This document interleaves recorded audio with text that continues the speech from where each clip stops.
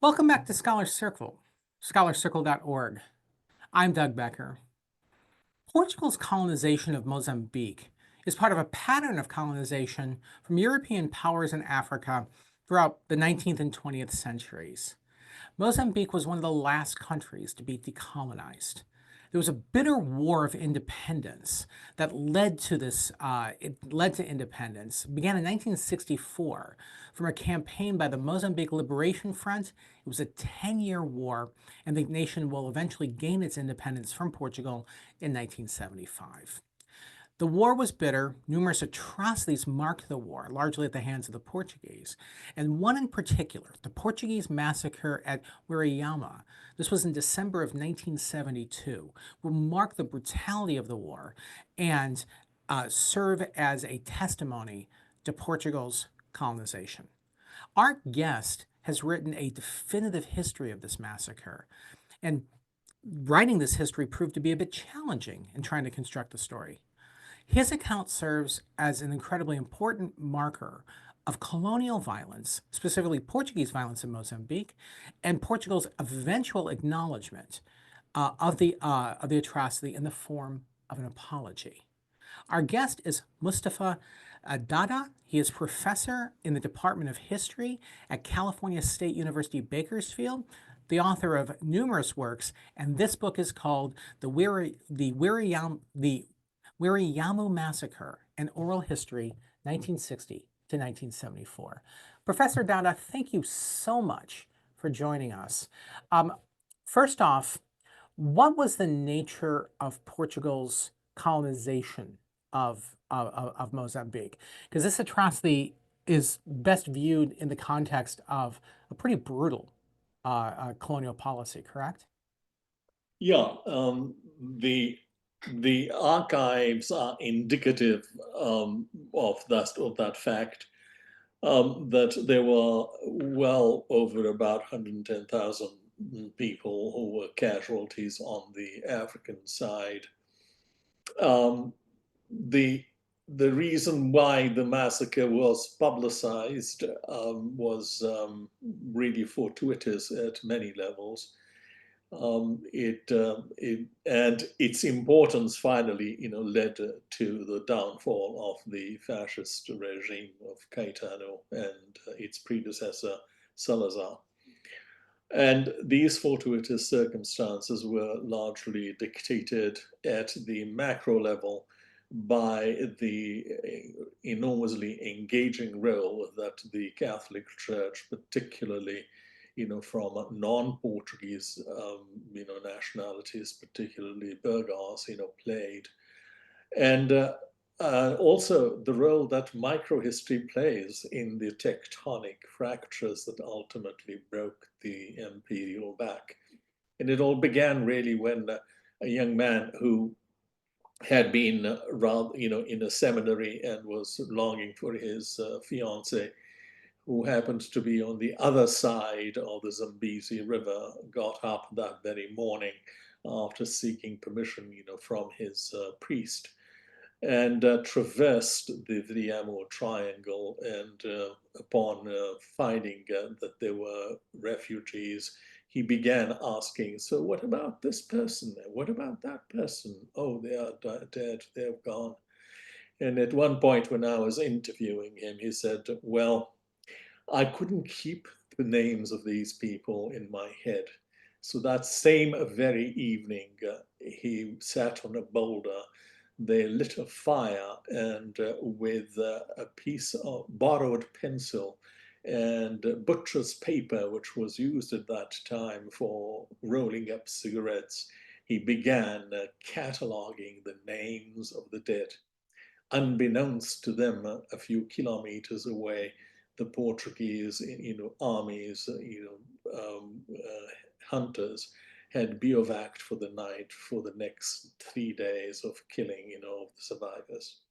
So that is really the human side of the narrative, against this entire empire that is just quite simply out there monolithically, dominating the will of the colonized. And the story then is recorded and then curated and then finally smuggled out of Mozambique, largely because the Roman Catholic Church had refused to do anything about it, particularly the hierarchy. It led to something very intrepid. One of the priests smuggled part of the report in his underwear. Mm. The other one, ultimately sort of managed to get the other side of the report, and quite simply through the the political police in Mozambique. Yeah. That gives you a sense of really how that particular massacre occurred. Hmm. The answer to your question is yes, it was a very brutal regime, and it could not be anything but brutal, Hmm. largely because it was a fascist dictatorship, and they themselves in Portugal had been subjected to a similar kind of treatment, perhaps less worse than in the colonies. Yeah, and I think it's fair to say, I mean, all forms of colonialism, have forms of brutality and human rights abuses, but Portugal was particularly brutal compared to compared to other European colonial practices, from what I understand. And and from your perspective, the fascist regime that was implementing this had something to do with that level of brutality. Yeah, and it's important for your listeners to understand something very critical. There are only three perspectives that human beings or humanity can take, for a lived experience. You either engage with another person as a human being, in which case you are allowing the pluralism of discourse to become part of your experience, a dialogue. Then there is the other perspective, which is essentially to objectify someone. That is to say, having a priori admitted that they were perhaps human, you then classify them as the other. And then, having otherized it, it provides you with the license to be cruel as an act of public policy. But then there is the third one, perspective, which is essentially what can best be described as humans engaging in humanity. And for that to take place, you really don't recognize the existence, the beingness of the other human. So therefore they are objects. And when you look at Portuguese colonialism, particularly after Salazar's regime and even before it, you realize that that in their particular perception, the other was not the other. It was an object. It was an object of derision. It was an object, to be exploited. It was an object that didn't have soul. It's an object that might have had a soul, but doesn't. So, you go the beyond the other. I make sense here. Yeah, it does. And since you mentioned soul, it immediately gets me thinking about one institution that I think plays a pretty substantial role, both in colonialism and then throughout the war, and that's the church. And because you had referenced priests, and the role that they had played. Was the church generally supportive of the more, brutal policies of the Portuguese regime? Because I know the fascist states relied on church support, and then something changed within the church that helped understand, its role, and the role of the remembrance, the marking of this atrocity. So, more simply, what role did the church play? Yeah. So the answer is, is complicated, but put simply, the 1940s concordat, which Salazar had negotiated with the church in the Vatican, fundamentally gave Portugal the complete control of proselytizing, the indigenous people in Mozambique, indeed in Angola as well as in Guinea-Bissau. The only problem was that during the Pombalist era, just after the earthquake in Lisbon, Portugal's, coterie of priests had been decimated, particularly as a result of the Jesuit intrusions in Brazil and elsewhere. And so what happens is that Portugal is forced to find priests that are not Portuguese. So that's one element. But then there is the other element that came to bear in Tete, which had to do with a rather increasingly a charismatic, Bishop Soares de Rezende, who arrived in Beira with the intention of propagating, Christianity in the framework of Portuguese empire and Portuguese civilization and so on. But what he found, in the ground is a lived experience, particularly appalling.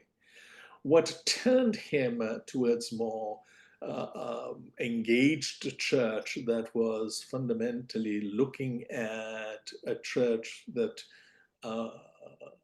celebrated the lived experience of Africa in Africans was the Vatican II, which radicalized him. And eventually, I think that led to an influx of Spanish Burgos priests in Tete.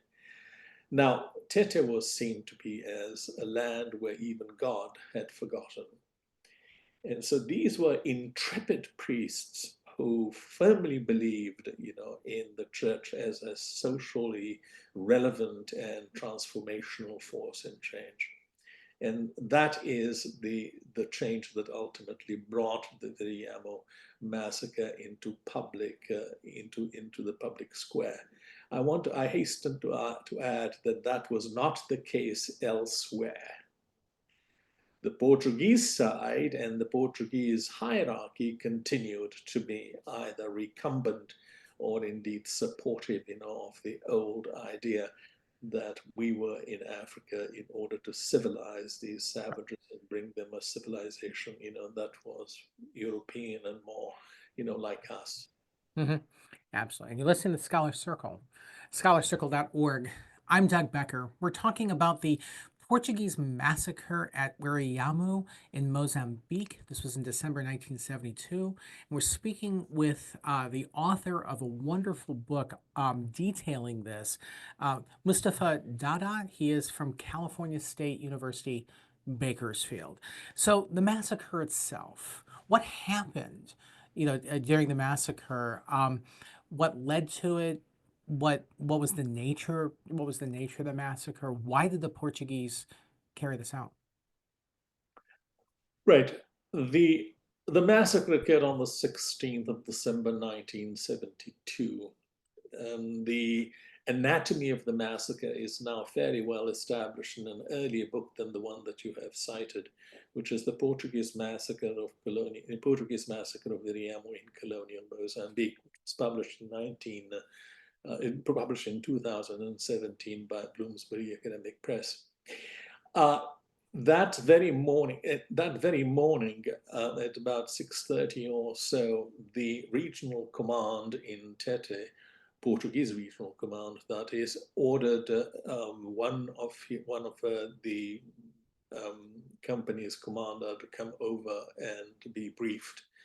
He tells me that he arrived promptly at 6:30 or so at the headquarters, and there was a very long table, and he was asked in no uncertain terms to go to this triangle, the Wiriyamu triangle, south of Tete, and clean it all up. Those were the words used. Now, no one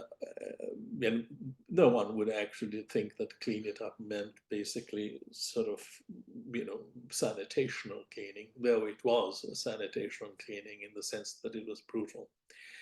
Just then, at about 12:30 or so, the Portuguese then encircled the triangle and began bombarding after a series of forward forces, planted red flags, around the perimeter to indicate to the Air Force where they were going to be bombarding.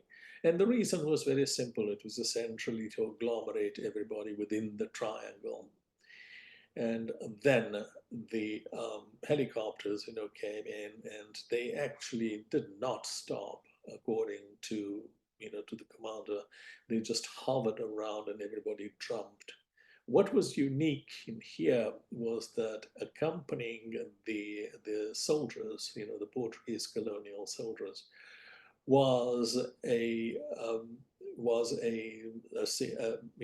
a clutch of secret agents dressed in army uniforms, and their job was to elicit information as to where the insurgents were lurking. And there were no such insurgents in that area, although indeed the insurgents, had been behind the triangle seeking for logistical support, but it was, provided without any kind of with any kind of support, overtly. The villagers were essentially, cleft between a hammer and anvil, in the sense, that if they had said no, then obviously they would be eliminated. And if they had said yet overtly, then this is what was about to happen, which they didn't. The massacre then begins, somewhat brutally, with the interrogations. And there is a small little human story that intervenes in this. One of the secret agents who was interrogating, had his ex-wife from that village, and he had divorced her, and the wife in question, had gone off to Tete and found a wonderful young man from that same very village to get married to. And that same very young man, unbeknownst to anything, was walking behind a series of boulders when this interrogation was taking place under a boab tree. And it is at that point that this particular secret agent goes in a complete fit of rage and fires the first shot. Thereafter, there is a bloodbath. What happens next is that in that village, they piled up the bodies and then and set fire to it. Regrettably for them, but mercifully for the pile, there were two survivors in there who felt the burn, and they got up. He and his brother then ran without looking back. He caught a bullet behind, on his shoulder, but he managed to survive and headed up, into the hospital for treatment of wounds. And it was there that that a nurse nun, identified him and then heard the story. So he is one example of many. And of course, in the meantime, the Portuguese, headhunters went on to demolish another 4 villages. So that's the anatomy of it. Mm. Why did they do that? I think that the answer lies in 2 areas. One is that they were becoming increasingly frustrated that they were not controlling the war as they deemed it appropriate. 2, that they were close to the Portuguese economic jugular, because the Portuguese had by then began the construction of the Bassa Dam, which was too close, to their, economic narrative. And the third reason was that the commander-in-chief of the armed forces for Portugal, who had arrived in 1968, was an engineer with a particularly brutal, proclivities. He was, after all, the director for the Counterinsurgency Operation Institute in Lisbon. But his acolyte was even worse, Colonel Videira. And his motto was "Take no one alive," and that was the second reason. Thirdly, and this is not terribly well known or indeed explored in the literature, is that Caúlza de Arriaga, the governor, the general, had ambitions to basically succeed and or oust Caetano and continue the right wing government there. But for that, he was battling someone who was even more charismatic than him, and that was General Antonio Spinola, who had been a Governor General, of Guinea-Bissau, and who was markedly successful in stopping the Amir Khan of Cabral's forces, to continue their successful ride, to liberation in Guinea-Bissau for that moment. And so there was this kind of a tussle between them, and obviously, Arriaga wanted really to have the upper hand, and unfortunately or fortunately, Wiriyamu ultimately is then publicized, and then the game is over, because 6 months or later, I think, a bit later, the Portuguese government fell. So in a sense, when you ask me about the context of Wiriyamu, in a sense, there are only two things that fundamentally brought the empire down. Wiriyamu, which has got a wonderfully, personal human story, with the church playing a role. And the other one was a book, which was, Spinola's book, Portugal e o Futuro, Portugal and the Future, which when it was published, in Portugal, ultimately, set the stage for the April, 25th revolution in Portugal in 1954. So, in a sense, what I find it fascinating is that it's a love affair in a book that ultimately brings the empire down. No, that's fascinating. Now, the Portuguese, for the longest time, did not acknowledge this massacre, but recently have acknowledged, and I believe an apology. What is the status? Has Portugal apologized? And if so, what drove their eventual recognition, the decision to recognize this massacre after years of just hiding it? Um, it's very rare for historians really to find that their work, catapults regime, to face the facts. When that book was published, I was asked to um, have it translated into Portuguese.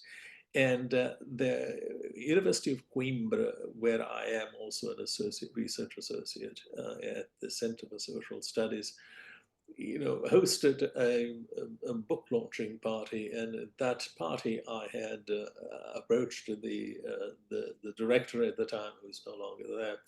I said, given that this book has now basically set the stage for, the veracity of what happened, do you think that you could conceivably send a tickler? He's a very influential intellectual tickler, to perhaps Guterres to, reopen the files of the Wiriyamu inquiry? And his answer was, well, we shall see. Well, that gave me the idea that nothing was going to happen. So I mounted a 5-year campaign in the Portuguese press and elsewhere, very gently sort of arguing the case without politicizing it. And it was a very, and by the way, academics and scholars were absolutely critical in providing me with this, with their support. I didn't think anything would happen, but then one day I was in the archives, and I had a call from the personal assistant to the Minister of Defense at the time, who said, Professor Dhada, we would like to come and see you and talk to you. And I just thought, well, I'm a historian. So this cavalcade rounds into this small hotel. I was in a pokey donkey hotel, south of Lisbon, in a very poor area. And we had about 2 or 3 hours of discussion at one point, and he said to me, well, we would like you to write your research work, and mass violence in Portuguese, Portuguese colonial wars. And I said, well, you do realize I will be transparent. I don't want to mince words. Where the truth is, is where it is going to be. And he said, yes. Well, unbeknownst to me, my book had been sent to the president as well as the cabinet by my Portuguese publishers, and nothing came of it. Then, just a few years ago, uh, and I did not know this until very recently. Apparently, the book had been sent to the colonel of the archives of the military history in Portugal, in a pretty sort of state institution, with a little note saying, "Can you look into this and tell me if this is true or not?" And the answer apparently came, "No, this is absolutely true, even though I don't know how they have based on this. My post revolution research suggests on about 63 documents, which basically confirms that they had engaged in a massive cover up." I did not know this until very recently when I was seeking access to new documents with my new work on Guinea-Bissau. And he then revealed to me that this is what had happened and that he had suggested this. And at that point, the book then is used to cite precisely the number of named dead, 385. And it is that number that ultimately leads the president at the time during a visit to Mozambique to say, "Yes, we did it and we apologize." Now, this is a linear narrative, as you know, Douglas. I mean, did the book make a difference? I don't know, but it did contribute, towards a broader framework, that has many other political ramifications and influences, of course. Mhm. No, absolutely. And I think, I think it's a great place to end our conversation with, first of all, congratulations that not only is this a wonderful book, but one that has, that's changed people's understanding about what happened, potentially altered relations between, between Portugal and Mozambique, and most importantly, lifted the veil of translucent, if not invisibility, about these types of atrocities. It's precisely why it's so important that we write history, is so that we know these narratives. The book is the Wiriyamu Massacre, an oral history, 1960 to 1974. As Professor Dhada pointed out, there's a second, there's an earlier book as well that that details this. Our guest today, the author, Mustafah Dhada, he is professor in the Department of History at California State University, Bakersfield. And after having read the book, it is a incredibly informative analysis on something that I didn't know really anything about. And now I feel like I'm informed of such an important event in world history. Professor Dhada, thank you so much for writing the book and for sharing your insights with us today. Thank you for listening. Thank you. Thank you. Thank you.